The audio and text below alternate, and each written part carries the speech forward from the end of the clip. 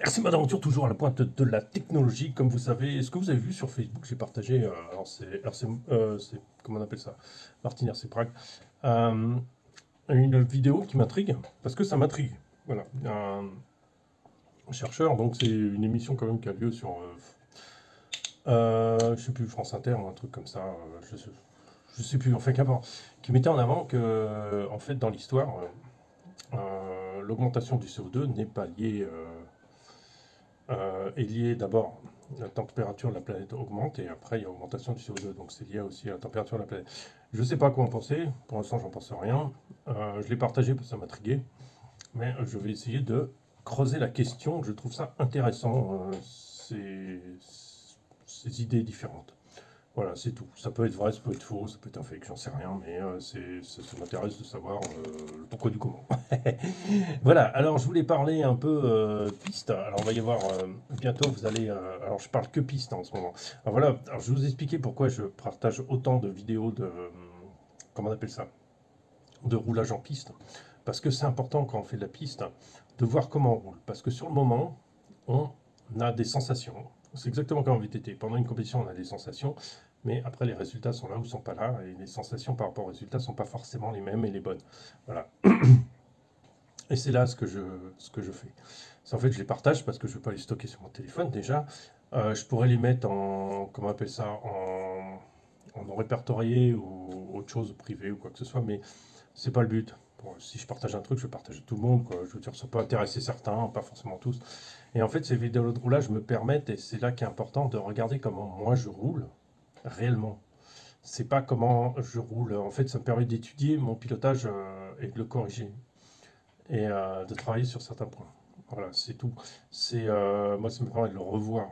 En plus, on a l'avantage sur YouTube de pouvoir mettre une vitesse inférieure, donc ça permet de voir vraiment qu'est-ce qu'il fait. Alors, c'est des montages relativement basiques, parce que je veux voir la réalité, je ne veux pas fausser la réalité. Mais voilà, ça me permet d'étudier moi ce que je fais. Voilà, tout simplement. Parce qu'une fois qu'on l'a fait, à la fin du truc, on a sa sensation, son impression et son truc. Et en fait, on se dit, ah bah, c'était mauvais, puis du coup, c'était très bon, ou c'était bon.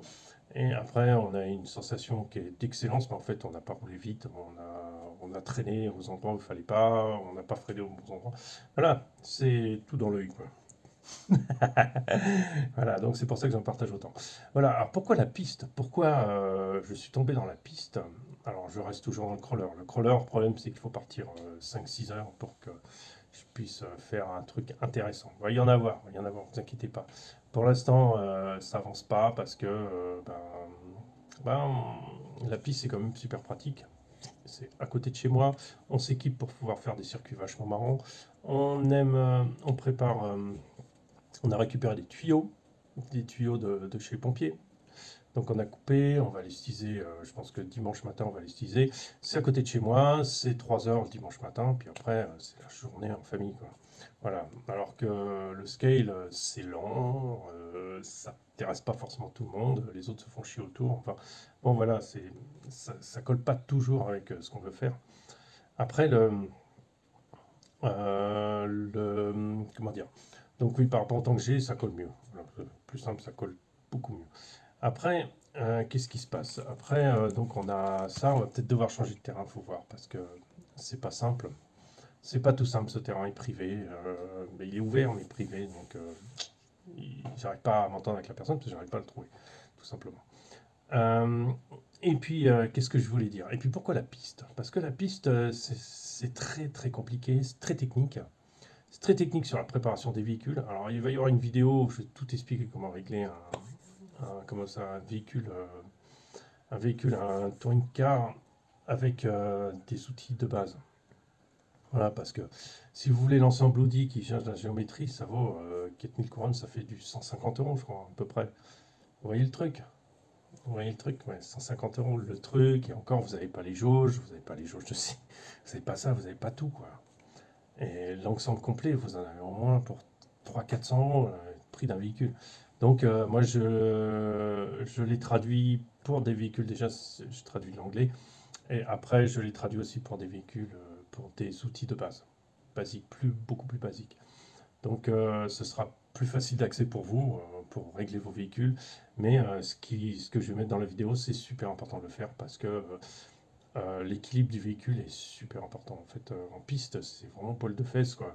C'est que votre châssis soit bien droit. Enfin, je rentrerai dans les détails plus tard. Voilà, alors la piste, c'est super technique de ce côté-là. C'est très très intéressant de s'intéresser comment agit la géométrie sur le comportement de la voiture. Que ça...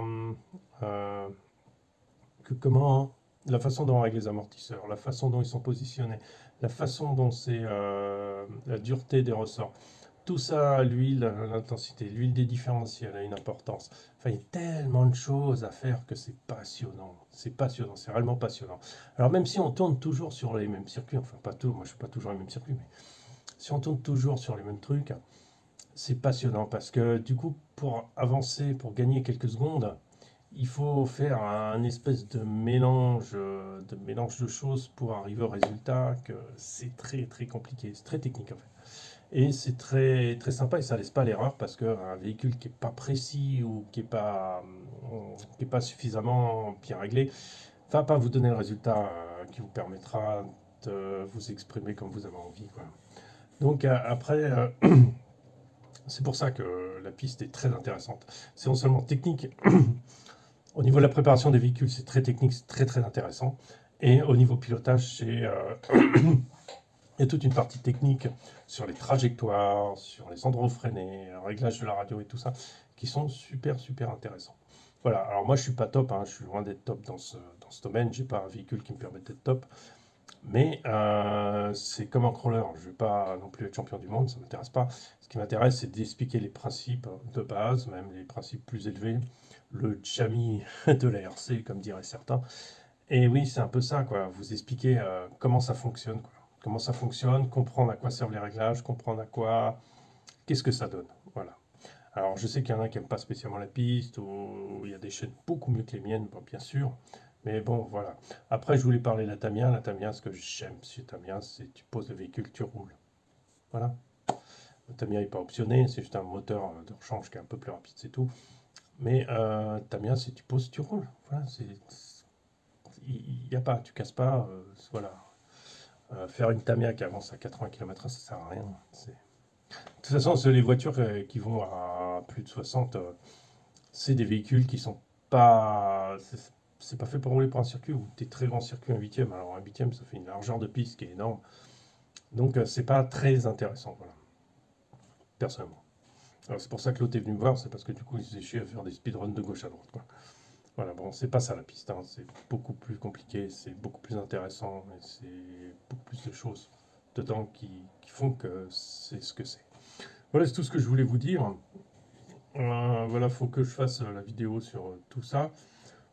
Bon, le crawler, il y en aura encore, hein. C'est juste, il faut que je revoie complètement le Injora parce que j'ai envie de combiner autrement. Et en ce moment, j'ai pas trop d'idées comment le faire.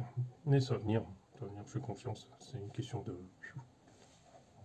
Un jour, ça mûrit l'idée et puis ça part. Puis c'est parti, je le fais direct. Mais là, voilà, on en est là. Voilà, sur ce, écoutez, je vous souhaite une bonne journée à tous. Je vous dis à très bientôt et puis surtout, restez RC d'aventure. Ciao, ciao.